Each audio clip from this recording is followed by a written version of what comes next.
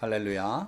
오늘 저는 여러분들과 함께 뱃띠 비유에 담긴 하나님의 뜻과 사랑. 뱃띠라 그러니까 뭔지 혼란스러워 하시는 분들이 있는데 배로 된 허리띠를 말합니다. 그래서 배로 된 허리띠 비유가 나오는데 거기에 담긴 하나님의 뜻과 사랑을 함께 살펴보고 은혜를 받고자 하는 것입니다. 자, 본문 말씀은 예레미야서 13장의 말씀인데 1절이 이렇게 시작되고 있어요. 여호와께서 이와 같이 내게 이르시되 너는 가서 뱃띠를 사서 내 허리에 띠고 물에 적시지 말라 하시기로 내가 여호와의 말씀대로 띠를 사서 내 허리에 띠니라. 뭐 내용이 없는 말씀 같죠? 하나님께서 어느 날 예레미야 선지자에게 가서 뱃띠를 사거라. 그리고 내 허리에 띠거라. 그리고 물에 적시지 말아라. 이렇게 명령하셨어요. 자, 그래서 예레미야 선지자는 도대체 하나님께서 무슨 교훈을 주시려고 이런 일을 시키시는가 의아심이 들었겠지만 그 말씀 그대로 순종을 했어요. 자, 그런데 오늘 예레미야 선지자도 이렇게 하나님의 말씀에 절대 순종했지만 구약의 많은 선지자들을 보면은 그들에게 하나님께서 참으로 괴팍한 일들을 시키기도 하시는데 그럼에도 불구하고 선지자들이 하나님의 말씀에 절대 순종했던 걸 우리가 성경을 통해 볼 수 있어요. 예를 들면 에스겔 선지자는 지금 그림에 보시는 것처럼 많은 사람들이 호기심 어린 눈으로 그를 와서 구경하고 또는 정신이 나갔다고 생각하면서 구경하는 사람도 있었을 텐데 왜 그랬냐면 토판에 그 당시에는 이 토기 재료로 네모난 판을 만들어서 거기다 글을 쓰고 의사소통을 했었어요. 근데 그 토판에 예루살렘 성을 그리라 하셨고 그걸 가운데 놓고 그리고 뺑 돌라서 적군의 진지를 또 세우고 예루살렘이 포위되어 있는 그 모습을 재현시키게 하셨어요.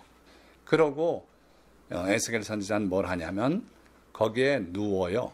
연모퉁이로 누워서 그러고 거기서 390일을 그 자세로 지내면서 떡을 해먹게 하셨는데 처음에는 인분에 구워서 먹으라 하셨어요. 그때 에스겔 선지자가 하나님께 간절히 탄원하니까 하나님께서 그러면 쇠똥으로 구워 먹어라. 그래서 쇠똥으로 빵을 구워 먹으면서 무려 390일과 40일을 그렇게 연모퉁이로 누워 있었어요. 사람들이 궁금하지 않겠습니까? 첫째, 둘째 날은 모르겠는데 사흘이 가고 일주일이 가고 한 달이 가는데 여전히 그러고 누워 있어요. 그래서 물어보니까 에스겔 선지자가 대답을 합니다. 바로 하나님께서 예루살렘을 이와 같이 포위당하고 함락당하게 하실 것이다. 회개하라는 거예요.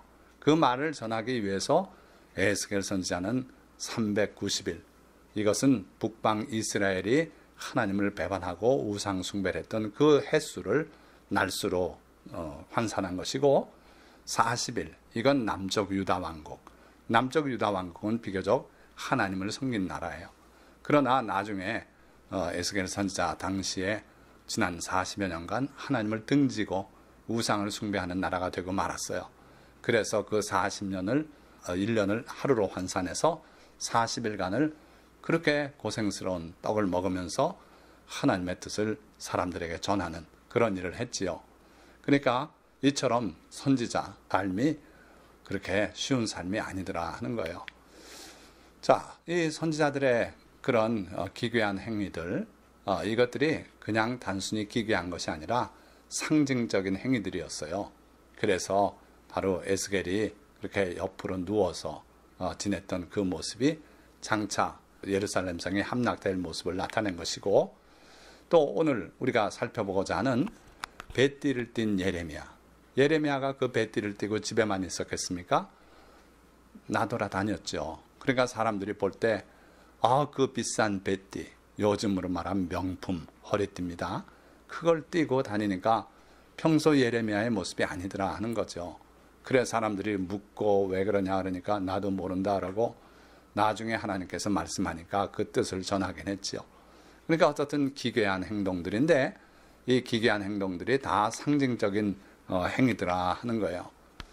자, 나중에 하나님께서 예레미야 선지자에게 나무로 멍에를 만들어서 소들이 밥 깔고 할 때 그 매는 거 있지 않습니까? 기구. 그걸 예레미야에게 맞춰서 만들어서 끈으로 묶어서 떨어지지 않게 하고 그 멍에를 맨 모습을 사람들에게 보이게 했어요. 그래서 사람들이 궁금해 묻지 않습니까? 그러니까 예레미야 선지자가 장차 바벨론이 예루살렘을 함락하고 유다는 멸망할 텐데 너희들이 바벨론의 느부갓네살 왕에게 항복해라. 그러면 죽지 않을 것이다. 그렇게 하나님의 뜻을 전했어요. 그러니까 거짓 선지자 하나냐가 다가와서요, 성을 내면서 그 멍에를 벗겨버리고 꺾어 분질러버리고 예언을 하는데, 하나님께서 2년 만에 이전에 빼앗겼던 하나님의 성전 기구들 다 돌려주시고 바벨론은 퇴각하고 말 것입니다 하면서 아주 희망 섞인 듣기 좋은 예언을 했어요. 그때 하나님께서 내가 하지 않은 말을 하니 그가 금년 안으로 죽을 것이라고 예언하라. 그래서 결국 하나냐는 그해 7월 달인가 목숨을 잃고 말아요. 어쨌든 이 예레미야 선지자, 멍에를 메고 다니는 예레미야 선지자 모습을 생각해 보세요.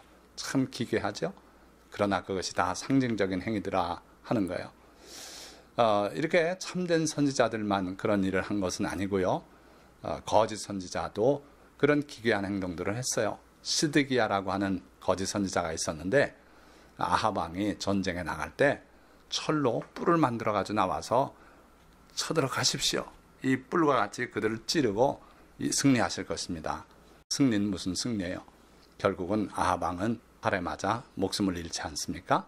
어쨌든 선지자들은 이런 상징적 행위들을 많이 해왔다 하는 걸 우리가 기억하시면 좋겠어요. 자, 예레미야 선지자에게 임하셨던 그 하나님의 말씀이 그대로 끝났다면 정말 아무 의미가 없는 그런 행위였겠죠. 그런데 하나님께서 얼마 후에 예레미야에게 임하셔서 두 번째 말씀을 하세요. 벳디에 관해서 이렇게 말씀합니다. 여호와의 말씀이 다시 내게 임하여 이르시되 너는 사서 내 허리에 띤 띠를 가지고 일어나 유브라데로 가서 거기서 그것을 바위 틈에 감추라. 자, 이건 어떻습니까? 자, 바로 이 지도를 보십시오. 여기 예루살렘이 이스라엘의 중앙에 있고 유다 왕국이죠, 그 당시에. 그리고 바벨론 왕국이 저 동북쪽에 그 두 개 큰 강, 유브라데 강과 티그리스 강을 끼고 있었죠. 그런데 하나님께서 그 유브라데 강까지 가래요. 거기 가서 바위 틈에 네가 차고 있는 벳디를 감춰라. 자, 이게 참 곤란한 명령입니다. 무려 1000km나 되는 거리예요. 그런데 하나님께서 가라 그러시니 안 갈 수 없죠. 그래서 예레미야 선지자는 무려 1000km나 되는 길을 가서 감추고, 자동차가 있습니까? 기차가 있습니까? 교통수단이라는 게 이 당시에는 말 타고 다니는 건데 제일 빠른 게 예레미야 선지자가 말 탔다는 기록이 전혀 없어요. 그러니까 걸어갔다 온 거예요. 무려 2000km 왕복, 그 길을 갔다 온 거지요. 자, 이 거리에 대해서 여러분들이 실감을 느끼시려면 바로 이게 대한민국 지도 아닙니까? 좀 크게 확대된 건데 저 부산에서 우리 한반도 끝 신의주까지가 680km예요. 그런데 1000km를 가라니 이거 대단히 어려운 일이죠. 그러나 예레미야는 그 하나님의 말씀에 순종해서 내가 여호와께서 내게 명령하신 대로 가서 그것을 유브라데 물가에 감추니라. 실제로 이렇게 1000km를 갔다 왔겠냐고 그걸 못 믿는 신학자들이 있어요. 그래서 전혀 근거 없는 얘기를 합니다. 예레미야 선지자가 살던 그 동네에 개울이 있는데 그 개울의 이름이 유브라데 아니었겠느냐. 큰 강을 본따서 그렇게 이름 붙인 개울이 있었을 것이다. 완전 추정이죠. 전혀 근거가 없는 그런 얘기를 하는 분들도 있어요. 그런데 하나님께서는 실제로 저 먼 유브라데까지 가라고 명령하신 거예요. 왜 그럴까요? 장차 유다 왕국이 멸망해서 하나님의 백성이 포로로 잡혀서 거기까지 갈 것이기 때문에 그래요. 그게 미리 가보게 하신 거예요. 그리고 거기서 다시 70년 만에 되돌아오지 않습니까? 그걸 하나님께서 예표로 보여주시기 위해서 거기까지 가서 거기 감추라고 하신 거예요. 자, 거기까지 이야기가 끝났다면 그것도 또 대단한 일이 아닙니다. 그런데 세 번째 하나님의 명령이 이렇게 임해요. 여러 날 후에 여호와께서 내게 이르시되 일어나 유브라데로 가서 내가 내게 명령하여 거기 감추게 한 띠를 가져오라. 이거 1000km를 갔다 1000km를 걸어서 돌아왔는데 얼마 후에 이제 다 잊어먹고 하나님께서 왜 그 일을 시키셨나 꿈같이 잊어먹고 있었는데 하나님께서 다시 말씀하는 거예요. 일어나라. 유브라데로 가라. 가서 내가 내게 명령하여 거기 감추게 한 띠를 가져오라. 정말 다시 가고 싶지 않은 그 먼 길을 또 가래요. 가서 그걸 찾아오라는 거예요. 그래서 예레미야 선지자가 내가 유브라데로 가서 그 감추었던 곳을 파고 띠를 가져오니 띠가 썩어서 쓸 수 없게 되었더라. 자, 그것도 또 가가지고 바로 여기다 하고 금방 찾아옵니까? 가보니까 여러 날 후니까 여기가 거기 같고 거기가 여기 같고 헷갈리는 거예요. 그러니까 여기도 파보고 저기도 가서 무거운 돌을 들치고 찾아보고 했는데 정말 찾기가 쉽지 않은 거예요. 그러나 결국 발견했어요. 보니까 형편없이 사가버리고 말았어요. 그 띠가 썩어서 쓸 수 없게 되었더라. 형체조차 이런 띠였나 할 정도로 전혀 쓸 수 없는 그런 띠가 된 거죠. 자, 비로소 3번을 하나님께 순종하고 나니까 하나님의 그 교훈 말씀이 임한 거예요. 여호와께서 이와 같이 말씀하시니라. 내가 유다의 교만과 예루살렘의 큰 교만을 이같이 썩게 하리라. 바로 이 말씀을 하시고자 하나님께서 3차례 명령을 하셨고 예레미야 선지자로 하여금 그 먼 길을 2차례나 왕복하게 하셨던 거예요. 뭐 때문에요? 유다의 교만과 예루살렘의 큰 교만을 이같이 썩게 하시겠다는 하나님의 뜻을 나타내 보이시고자 그렇게 했다는 거예요. 자, 유다는 왜 교만했고 예루살렘은 왜 큰 교만을 가지고 있었을까요? 하나님의 나라가 솔로몬 이후에 북쪽 이스라엘과 남쪽 유다 왕국으로 나뉘죠. 남쪽 유다 왕국은 그래도 하나님을 잘 섬기는 그런 나라였습니다. 북쪽 이스라엘은 우상 숭배로 급속히 전락했던 나라예요. 결국은 북쪽 이스라엘이 먼저 아수르에게 멸망하고 그 이스라엘 백성들은 다 흩어지고 그러고 되돌아온 적이 없어요. 반면에 유다는 그 북쪽 이스라엘이 멸망하고 그 피난민들이 유다로 많이 들어왔고요. 그리고 하나님의 보호 가운데 흥황을 했어요. 그러니까 교만해졌어요. 저 북쪽 이스라엘 우리를 등지고 나가서 잘 되나 보자 했던 그 나라 멸망하지 않았냐. 그런데 하나님께서 우리는 그래도 지켜주셔서 이렇게 흥황하지 않냐 하면서 그 번영을 누리는 것 때문에 그들은 교만해졌어요. 그 교만이 있었고 그 중에 예루살렘은 또 어디입니까? 유다의 수도예요. 하나님이 그 이름을 두시려고 택한 거룩한 성이에요. 그런데 그 예루살렘에 사는 사람들은 교만이 더 하늘을 찔렀어요. 하나님의 성전이 자기들 가운데 있고 그러고 온 세계가 예루살렘 예루살렘 하면서 칭송하고 그러니까 큰 교만 속에 하나님을 등지고 자기들의 뜻대로 살아가면서 그렇게 살았어요. 그러니까 하나님께서 그 교만을 썩게 하겠대요. 하나님께서 그 이유를 정확히 이렇게 말씀합니다. 이 악한 백성이 첫째, 내 말 듣기를 거절하고 둘째, 그 마음에 완악한 대로 행하며 셋째, 다른 신들을 따라 그를 섬기며 그에게 절하니 그러니 하나님이 진노하시고 심판하시지 않을 수가 있겠느냐는 거예요. 어떻다고요? 첫째는요, 내 말 듣기를 거절하고 이렇게 말씀하고 있어요. 하나님의 말씀을 여기서 듣는다는 건 그냥 단순히 듣는 행동을 말하는 게 아닙니다. 듣고 그러고 순종하는 거예요. 그걸 한자어로 청종이라 그래요. 듣고 순종한다 이거죠. 그러니까 여기 듣기라는 것은 바로 그 청종을 말하는데 너희가 그 유다 백성이 내 말 청종하기를 거절하고 두 번째, 그 마음에 완악한 대로 행하며 그 완악한 자기들의 생각대로 뜻대로 살아가요. 현대식으로 말하겠습니다.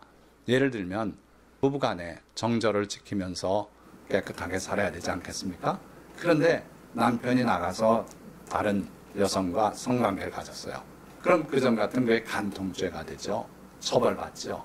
근데 지금은요, 성적 자기결정권을 인정해야 된다는 등 해서 간통죄는 폐지가 됐어요. 그게 바로 우리 인간의 마음에 완악한 대로 사는 모습이에요.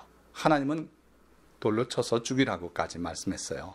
그것은 용서할 수 없는 죄라는 거예요. 그런데 옳고 그른 선악의 구별을 하나님의 말씀 따라 하지 않고 선악과 따먹은 이후에 자기들의 생각대로 하는 게 바로 인간의 죄악된 모습이에요. 그래서 하나님의 말씀 듣기를 거절하면은 이어서 자기들의 마음에 완악한 대로 사는 모습이 나타나요. 그리고 세 번째, 결국은 여호와 하나님 창조주 전능하신 하나님보다 다른 신을 따라가 섬기게 되고 절하게 된다 이거예요. 자, 그럴 리가 있습니까? 그렇습니다. 석탄일에 이웃 절간에 가서 108번 절을 하면서 우상에게, 그러면서 종교 간 서로 존중하자고, 그런 사람들이 있어요. 하나님의 백성이에요. 성도라고 스스로 자처하고 있어요. 그런데 가서 우상에게 절하면서 그렇게 하는 게 통 큰 믿음이고 잘난 줄 알고 그런 사람들이 있어요. 하나님의 백성들이 그랬다는 거예요. 이웃 나라의 많은 우상들을 다 포용하고 그러고 태양신을 향해 경배하고 이런 삶들을 살았어요. 그러니까 하나님께서 그들이 이 띠가 쓸 수 없음 같이 되리라. 이 띠가 묻어뒀더니 다 썩은 것처럼 그들이 이 띠처럼 쓸 수 없는 그런 나라가 되고 백성이 될 것이다. 이렇게 예고하셨어요. 하나님께서 성경에 기록한 모든 내용들은 오늘날 우리에게 동일하게 적용될 수 있다는 거예요. 그래서 오늘날 우리가 이 썩은 뱃띠 교훈에 담긴 하나님의 뜻을 분명히 알고 바로 살아가야 하겠다 하는 거죠.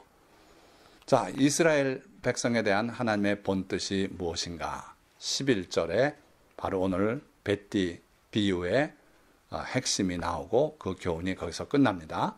자, 이와 같아요. 여호와의 말씀이니라. 띠가 사람의 허리에 속함 같이 내가 이스라엘 온 집과 유다 온 집으로 내게 속하게 하여. 여기서 속하다 하는 말이 두 번 나오는데 이 속하다는 말은 히브리 원어로 따바크예요. 따바크.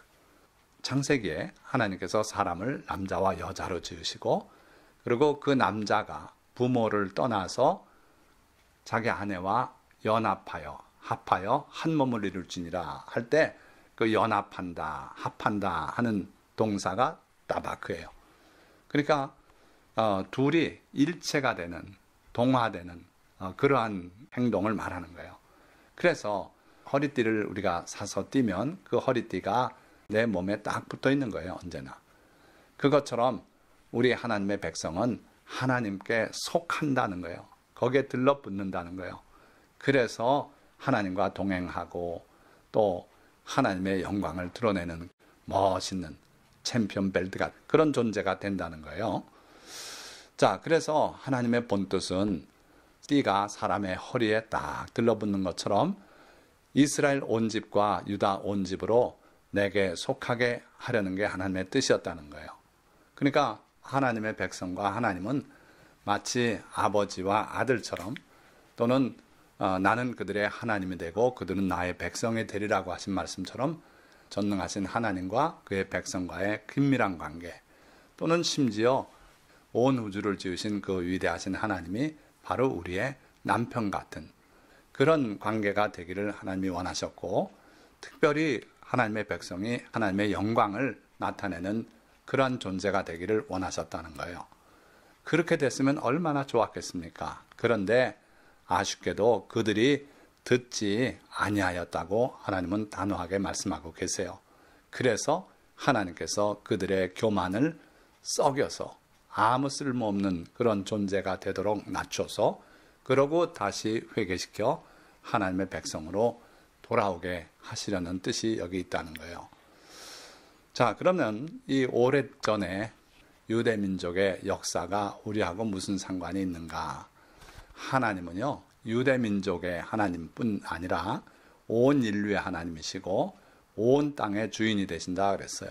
그래서 바로 그 역사가 오늘 우리에게도 동일한 그런 역사가 될 수 있다는 거예요. 자, 하나님께서 우리 대한민국을 주님께 속하게 하려 하셨다는 증거가 있을까요?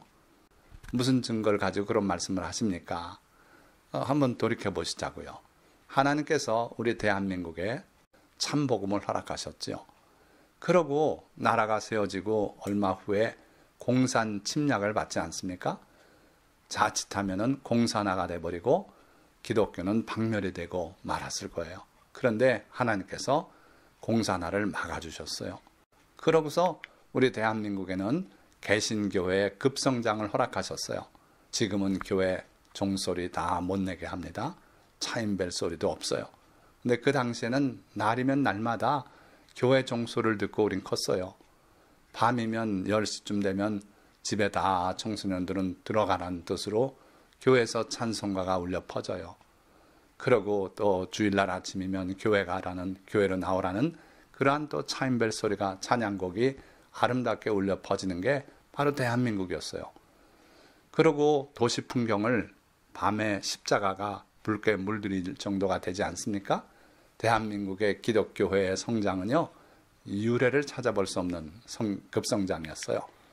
그리고 대한민국에서 벌어지는 대규모 연합 집회는요, 세계에서 유래를 찾을 수 없는 그런 것들이었어요. 또 여의도 광장에서 빌리그레암 전도 대집회가 있었고요. 또 엑스플로 대회가 있었고, 이런 엄청난 대규모 연합 집회가 대한민국에 있었어요. 그러고요, 성탄절 전에 시작되는 겨울방학 얼마나 좋은지 몰라요. 요즘은 꼭 성탄절 지난 다음에 방학을 해요. 그러니까 주일학교 청소년들이 성탄절을 위해서 준비할 수 있는 여유가 없어요. 그때가 시험 기간이에요. 그런데 그 당시에는 성탄절 전에 방학에 들어가요. 그러니까 방학을 해서 교회로 모여서 하나님을 찬양하고 성탄절을 준비하는, 행사를 준비하는 그런 즐거운 계절이 되었지요. 그리고 TV에는요, 비록 흑백 TV 시대였지만 성탄절 한 2주 정도 앞두고서부터 또는 그 이전부터요, 특집들이 많이 방송됐어요. 그래서 볼거리가 많았습니다. 그 기독교 영화들이 많이 방송되고 그랬어요. 자, 그래서 나라가 정말 미신 타파 운동이 벌어졌고, 그리고 교회로 해서 십자가만 세우면 교회가 다 부흥하고 그랬어요.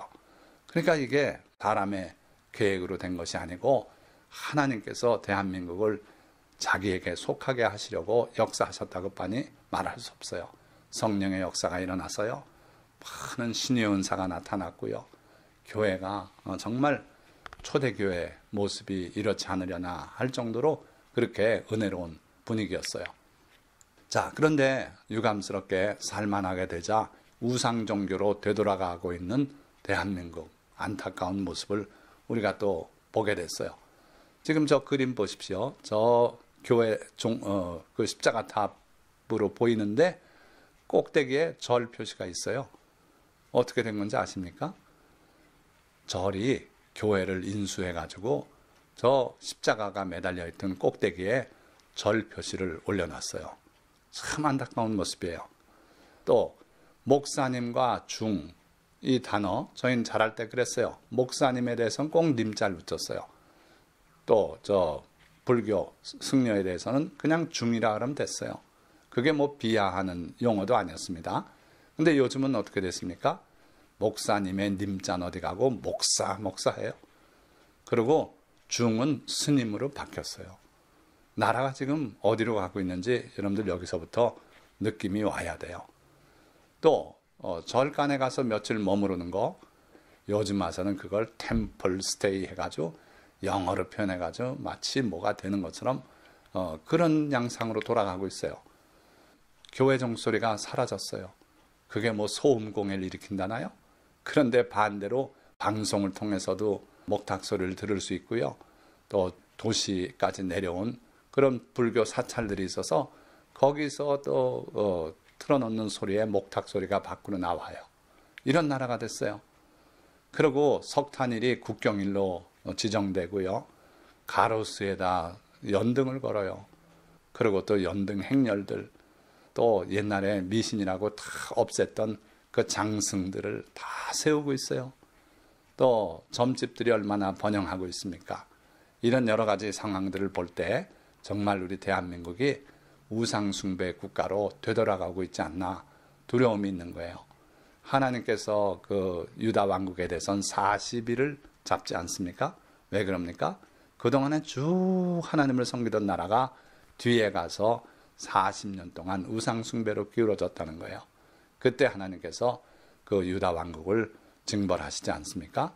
우리 대한민국도 지금 상황으로 봐서는 하나님의 매가 우리에게 내릴 수 있다 하는 거예요. 자, 뿐만 아니라 악하고 음란한 세대라고 예수님께서 그 당시, 예수님 당시의 세대를 말씀하셨는데 오늘 우리가 바로 그러한 세대로 미끄러져 내려가고 있다 하는 느낌이 있어요. 하루가 멀다 하고 들려오는 흉악범죄 소식들 여러분들 많이 듣지 않습니까? 하도 많아서 이게 그냥 귀에 익어버린 것 같아요.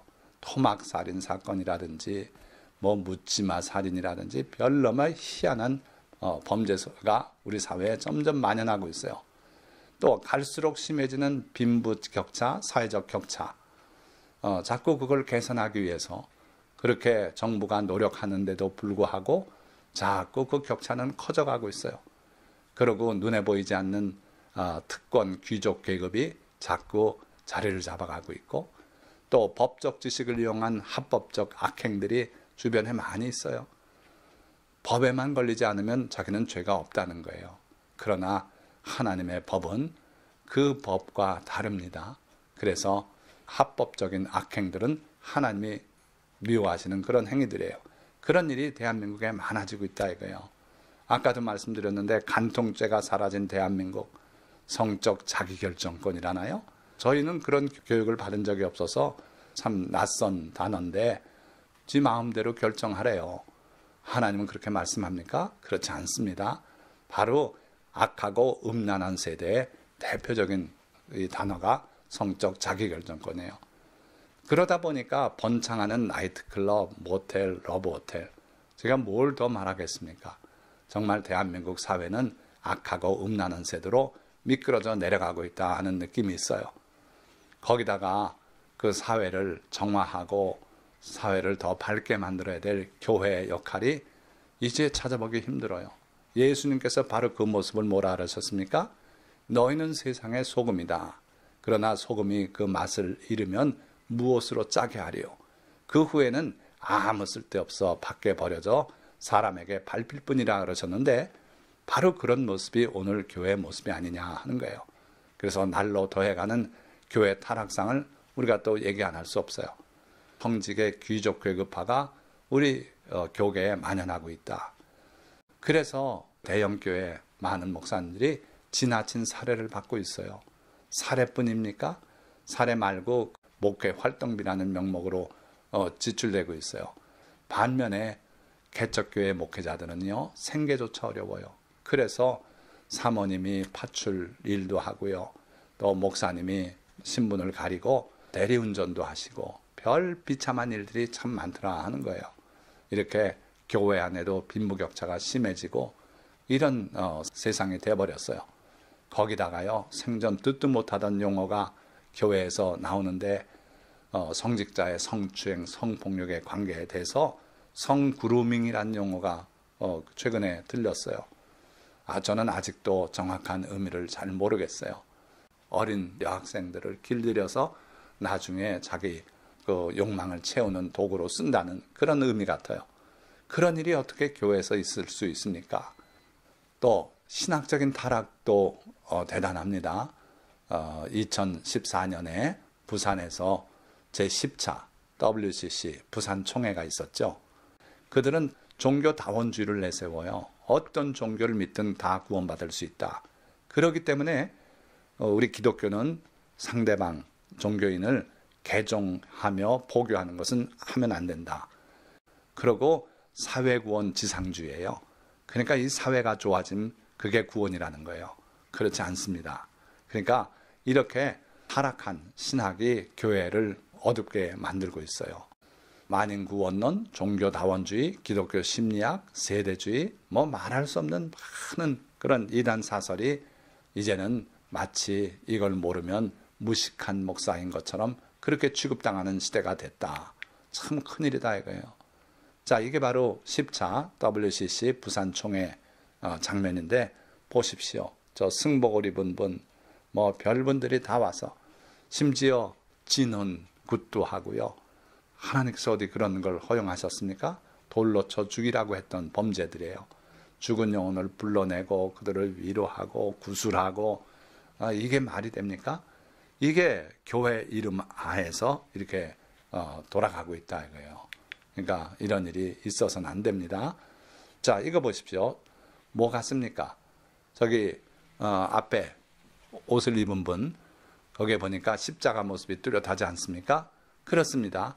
바로 이웃 기독교 모임에서 석탄일 날 그 우상 앞에 108번 절을 하고 있는 그런 모습이에요.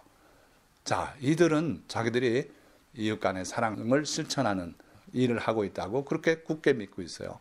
하나님은요, 달리 안 봅니다. 하나님을 등지고 우상에게 절하는 자로 보시는 거예요. 그러니까 좀 오늘날 대한민국이 이 지경이 됐다. 자, 어째서 이런 일이 벌어지고 있을까? 하나님의 말씀과 계명을 등졌기 때문이에요. 하나님께서는 우상 숭배는 10계명에서도 첫째 계명으로 나 외에 다른 신을 내게 두지 말라.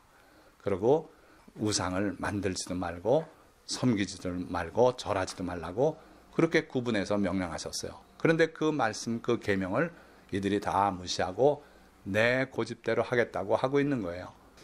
그러곤 또 윤택해진 삶으로 인한 자만과 나태 때문에 우리 사회가 또 우리 교회가 이렇게 잘못된 길로 가고 있는 것 같아요. 하나님께서는 분명히 하나님의 종 모세를 통해서 이렇게 예언하셨어요. 먹어서 배부르고 아름다운 집을 짓고 살게 될 때 너희가 나를 잊고 등지게 될 것이라고 그렇게 말씀하신 것처럼 지금 우리가 그런 상태가 됐다 이거예요.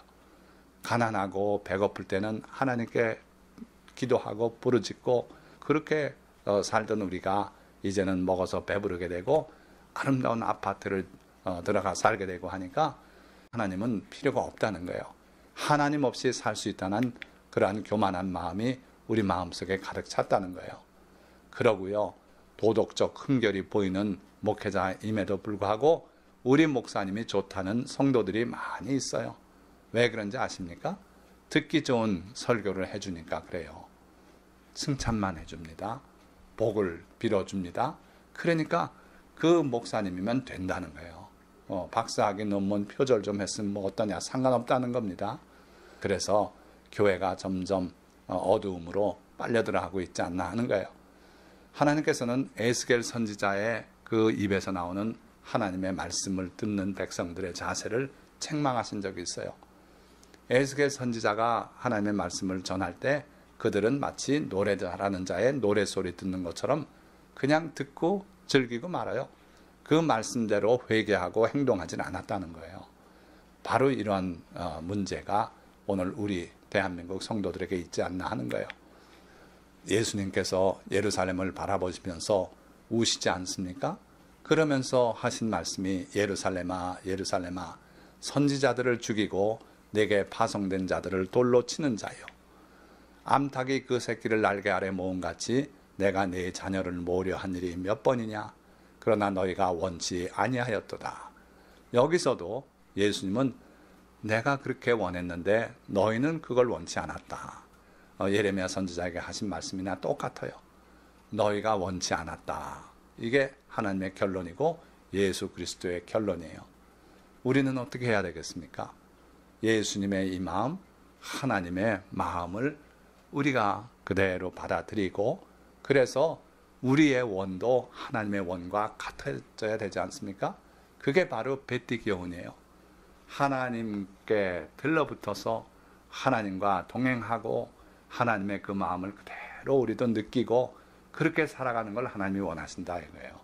그래서 오늘 여러분들 다 잊으셔도 바로 뱃띠가 사람에게 속한 것처럼 들러붙고 그리고 한 몸이 되고 한 것처럼 너희도 그렇게 되길 내가 원했다.